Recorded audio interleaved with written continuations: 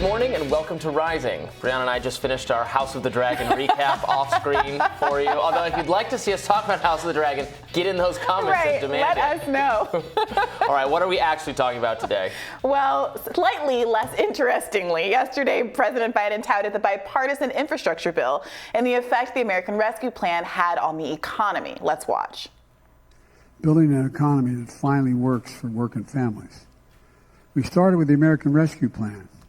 That's taken us from economic crisis to economic resurgence. Meanwhile, Biden's Fed Chair Janet Yellen noted the hardships Americans are facing, but again said we are not in a recession. Inflation is way too high, and it's essential that we bring it down, and that's something that Americans feel every day, and I think it's what's causing them tremendous distress. And of course, that is President Biden's, our administration's top economic priority to do that. But we're not in a recession. The labor market is exceptionally strong. Last week, Senator Elizabeth Warren fired back at Fed Chair Jerome Powell over the Fed's decision to raise interest rates as a tool to combat inflation. And she warned that unemployment would rear its head as a result. Let's watch. Rate increases make it more likely that companies will fire people and slash hours to shrink wage costs. Rate increases also make it more expensive for families to do things like borrow money for a house. And so far, the cost this year of a mortgage has already doubled. Inflation is like an illness, and the medicine needs to be tailored to the specific problem.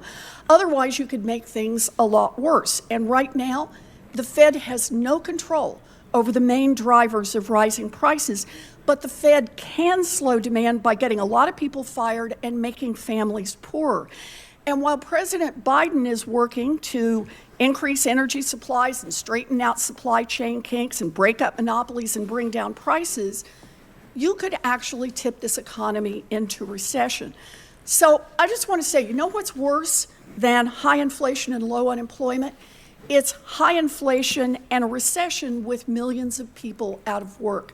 And I hope you'll reconsider that as you drive this, before you drive this economy off a cliff. Warren isn't alone. According to The Intercept's Ken Klippenstein, the Federal Reserve's own economists are warning of a severe recession if the Fed continues to hike interest rates. According to Ken, and as Elizabeth Warren pointed out, interest rate hikes are a way to put economic power back in the hands of the very rich by driving up unemployment, since higher interest rates make it more expensive for banks to loan people money, leading to less investment, like hiring workers, for example. Yeah, we've talked on this show and to a number of economists about whether or not the Fed is basically using a blunt tool. When all you have is a hammer, everything looks like a nail, and that's what's happening here with these interest rate hikes. And it is interesting to have a more robust conversation happening about the kinds of interventions that could be done in the alternative. Now, we're seeing in places like the UK, even their conservative government saying, okay, we see a crisis with energy costs, we're going to cap energy costs at $2,000 a family. And I would be interested to see if those kinds of interventions ever become popular here, although I'm skeptical given that in the UK and in parts of Europe, those kind of interventions are the result of the kind of labor uprising, which is only beginning to rear its head in the United States. Well, also in that, I watched more of that clip online. Elizabeth Warren mentions that, the energy, she asks Jerome Powell about, will this, what you're doing, help with energy costs? And he says, well, no, probably not. Yeah. And she acknowledges that largely when we're talking about the energy problem, we're talking mostly about the Russia-Ukraine conflict. Mm-hmm. But then we move on, and obviously Jerome Powell doesn't have anything to do with that policy specifically, or I guess neither does Elizabeth Warren, because no one votes on these things. No, it's just up to Biden's discretion to just participate in this war. And so I'm wondering, with the good news, we haven't talked about this yet because you're just joining us for the week now. The good news that Ukraine had over the weekend, they had some military successes. They took back significant amounts of territory, and that which good for them. They are the defense in this war. However, I was also seeing a lot of, kind of mainstream commentary in response to that along the lines of, they could win the war any day now. They could, the Putin regime will be toppled. And that sounds, it's hard to know if that's true. It doesn't sound true. It sounds unlikely, in fact. And a lot of these same people are the people that I can remember from, 15 or 20 years ago saying, oh, yeah, we're about to, win everything in Iraq and Afghanistan, et cetera. So I want to be cautious. But the Ukrainians doing better, unless that changes Russia's course of action and makes them think, okay, yeah, we really do want to pursue a diplomatic measure, that could cause more energy hardship because they're winning, and so there's going to be a doubling down and a greater investment. Appetite. I mean, there's a doubling down if they're winning or if they're losing, but especially if they're winning, there's going to be, we just have to hold on a little bit longer. The end's in sight, even though we know so often from these these other related conflicts, the end is never actually in sight. Yeah, look, every war ends with diplomacy. And the question is whether or not the fighting actually makes the settlements that are ultimately going to be reached more or less likely. And so this is why I think it's so important and why so many people, particularly on the quote unquote far left, have been trying to emphasize the root causes of the conflict, not to assign blame to Ukraine or absolve Putin of responsibility or Russia of a responsibility, but to say we have to understand what instigated this crisis to have a sense of what is going to ultimately lead Russia to want to back off. And again, the expansion of NATO is this, unspoken quantity that's still hanging in the air that isn't really affected by any of the fighting that's happening right now. And it'll be interested to see, will this make Ukraine and the West feel more emboldened about its ability to continue the expanse of NATO? If so, does that really mean that Russia is going to cool its jets right now? And ultimately, if it really is about that as a fundamental issue, is any of this fighting going to militate one way or the other? Right. It would be great if these successes led to, okay, Ukraine has just won a big victory. Now let's negotiate again. Let's actually have this end to this war. The estimates now, I was talking about this yesterday with Batya, we don't know exactly, but there's credible estimates of 50,000 Russian casualties so far. I mean, these people are dying for nothing, for the young people's lives lost, horrible for their families. It's just, war is bad. It's really bad. It's something to be avoided at all costs, and it's crippling our economy here. Global economy. Well, Wall Street is already ringing the alarm on the economy. Yesterday, the highest number of S&P 500 companies cited recession on a quarter-two earnings call since 2012, according to FactSet. While Goldman Sachs is reportedly preparing to lay off workers across the company as soon as next week. According to the New York Times, Goldman reported in July that its second quarter profit had dropped nearly 50% from a year before. I mean, it's interesting. We don't really talk about I can tell you're devastated that Goldman Sachs is laying off people. I can see the, do you need...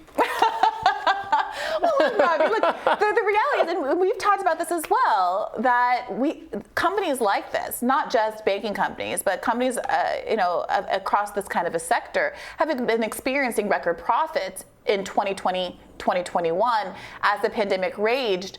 Billionaires saw the largest increase in wealth that I think that they have seen historically. So it'd be interesting to understand better whether or not this is reflective of more of a return to normal and how much this reflects an actual dip in the economy.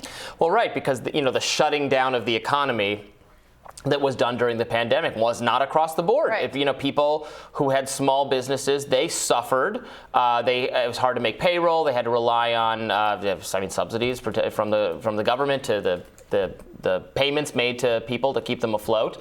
Meanwhile, some major tech companies, Zoom, the companies that really thrived because we were all trapped in our houses, and Amazon as well. And look, I don't have a ideologically, I don't have a natural hostility to big businesses making profits. That's fine by me. Don't care.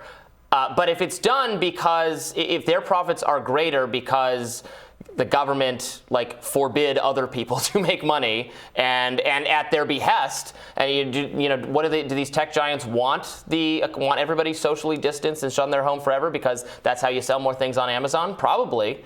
So we have to be very wary of not obviously you don't do this. I try not to either.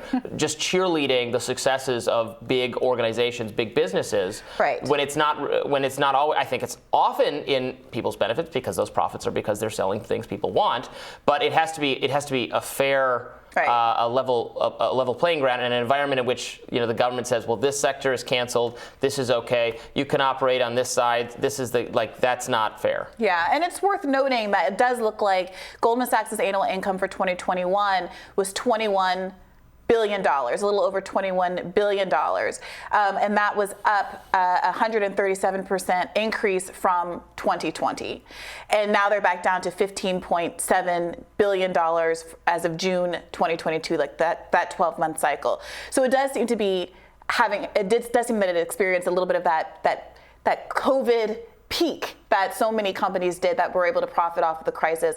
And while this might not be a return to normal entirely, it does seem to be a little bit of that, because look, in 2019, it does seem to be somewhat of a return to normal. So we'll see how that continues to shape out. And we have some actual inflation numbers to share with you now. While gas prices are down, so there are some other numbers reflecting what Americans are seeing in other sectors. Food is up 13.5%, rent is up 6.7%, electricity 15.8%, health insurance up 24.3%, which is killer. Yeah. So the people are really suffering on a variety of fronts, and even though the gas situation has improved, which is good, probably largely responsible for Democrats no longer looking like they're going to get wiped out in November, the economy is far from working as it should. Yeah, and then we'll see if we can get some bipartisan solutions on that healthcare piece. Unfortunately, Joe Biden is talking obviously about this prescription drug plan, but even that has largely gotten approval from the pharmaceutical industry. It's only focused on a small portion of the most expensive drugs, which is important obviously, but far from the kind of overhaul that you'll need to get those numbers down to a place that they should be. Regardless, I am anxiously awaiting your radar next, Robby.